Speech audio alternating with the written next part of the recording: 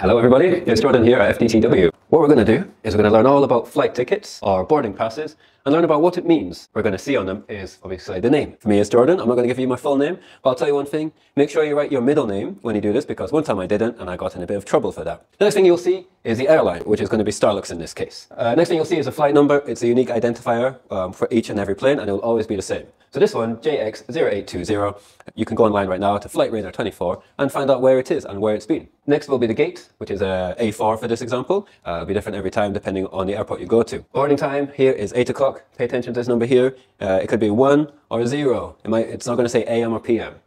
Next is zone, which is which part of the airplane you're going to get on at, and it's also the boarding times. Next is a seat. In this case it's 65K.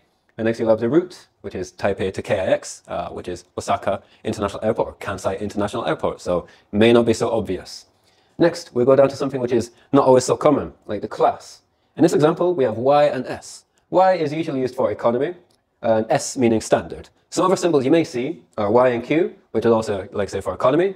C and J is usually used for business. A and F, normally used for first class. And B means you may be eligible for an upgrade. So if you do have B, just ask. You never know what might happen. Again, it's different for every airline, so double check before you go. Next thing you might see will be SEQ. You might not see this letter, but sometimes you'll see SEQ, which stands for sequence. And that is when you book the ticket, or which order you book the ticket in. If your number is 001, it means you're the first person to book the ticket on that flight.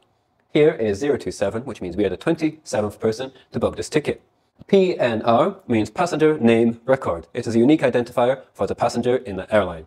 This isn't a real one. I will not give you the passenger from this ticket here, but it'll be different for each person and each airline. When you call the customer support, give this number, give this reference, and then you can get through and get help quicker. Some other symbols you may see on your tickets, depending on where you go and what type of flight you're doing, is this one. Is SSSS. It's 4 S's, and this is something you might see in the United States, and it means Secondary Security Screen Selection. Quite the mouthful, but essentially means you're going to get some extra security checks. Sometimes it's random, but sometimes it depends on which country you've came from or where you're going to. It takes a bit more time, it's a bit bothersome, but it's important for national security, of course. Some other ticket symbols you will see are SO, which stands for stopover. If you've got a long flight, it may take a bit longer, and it just means you're going to have a connecting flight somewhere. The next one you may see is STPC. I'll move over so you can see. Is stopover paid by carrier. Now what that means is if you're doing a long layover, especially if it's overnight, the airline will pay for your hotel, which is a nice little bonus for some of you. That's airline tickets. That is boarding passes, whatever you want to call them. I hope you all learned something new today. Next time you take a flight, just take a look at your boarding pass and see what new things you've learned from today that you see on there. Also, if you have any feedback or suggestions for our next video, please let us know. Thank you for watching. Make sure to like and subscribe, and see you next time, everybody. Bye-bye.